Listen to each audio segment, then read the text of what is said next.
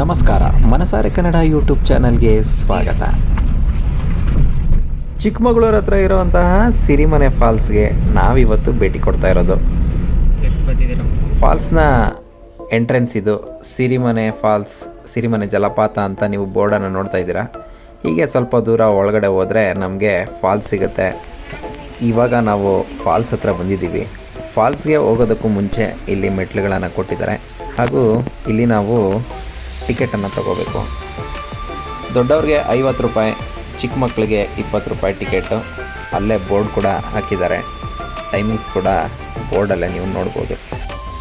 ಅಲ್ಲಿಂದ ನಾವು ಟಿಕೆಟ್ ತೊಗೊಂಡು ಮೆಟ್ಲುಗಳನ್ನು ಇಳ್ಕೊಂಡು ಒಂದು ಸ್ವಲ್ಪ ದೂರ ಕೆಳಗಡೆ ಹೋದರೆ ಸಾಕು, ನಮಗೆ ಸುಂದರವಾದಂತಹ ಫಾಲ್ಸ್ನ ದೃಶ್ಯ ನಿಮ್ಮ ಕಣ್ಣಿಗೆ ಬೀಳುತ್ತೆ. ಇನ್ನು ಸಿರಿಮನೆ ಜಲಪಾತಕ್ಕೆ ನಾವು ಹೋಗಬೇಕು ಅನ್ನೋದಾದರೆ, ಇದು ಚಿಕ್ಕಮಗಳೂರು ಜಿಲ್ಲೆಯಲ್ಲಿರೋದು. ಶೃಂಗೇರಿಯಿಂದ ಕೇವಲ 18 ಕಿಲೋಮೀಟ್ರ್ ದೂರ ಆಗುತ್ತೆ. ಶೃಂಗೇರಿಯಿಂದ ಕಿಗ್ಗಾಗೆ ಬಂದರೆ, ಕಿಗ್ಗಾ ಗ್ರಾಮದಿಂದ ಕೇವಲ 5 ಕಿಲೋಮೀಟರ್ ಅಂತರದಲ್ಲಿ ಈ ಜಲಪಾತ ಇದೆ. ಸುಂದರವಾದಂತಹ ದೃಶ್ಯ, ಸುಂದರವಾದಂತಹ ಜಲಪಾತ.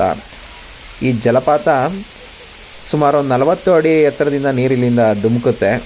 ನೋಡೋದಕ್ಕಂತೂ ತುಂಬ ಅದ್ಭುತವಾಗಿರುತ್ತೆ. ನೀವೇನಾದರೂ ಶೃಂಗೇರಿಗೆ ಭೇಟಿ ಕೊಟ್ಟರೆ ತುಂಬ ಹತ್ರದಲ್ಲಿರೋದ್ರಿಂದ ಈ ಫಾಲ್ಸನ್ನು ನೀವು ನೋಡ್ಕೊಂಡು ಬನ್ನಿ, ತುಂಬ ಚೆನ್ನಾಗಿದೆ. 40 ಅಡಿ ಎತ್ತರದಿಂದ ಧುಮ್ಮಿಕುವಂತಹ ನೀರು ಜಲಪಾತವಾಗಿ ಹರಿದು ಹೋಗುತ್ತೆ. ನೋಡುಗರ ಕಣ್ಮನವನ್ನು ಕೂಡ ಸೆಳೆಯುತ್ತೆ.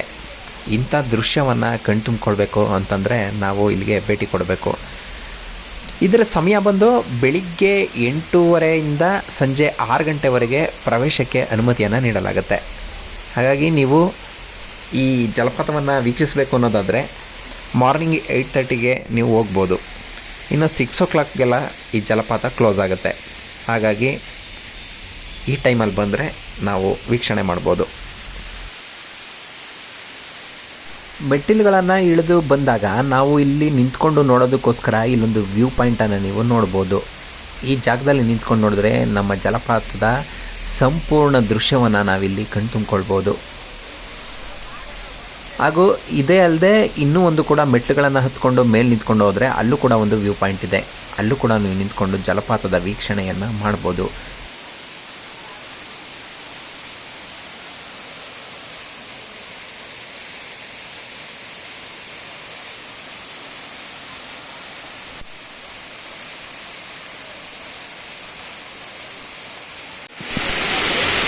ಬಂದೇ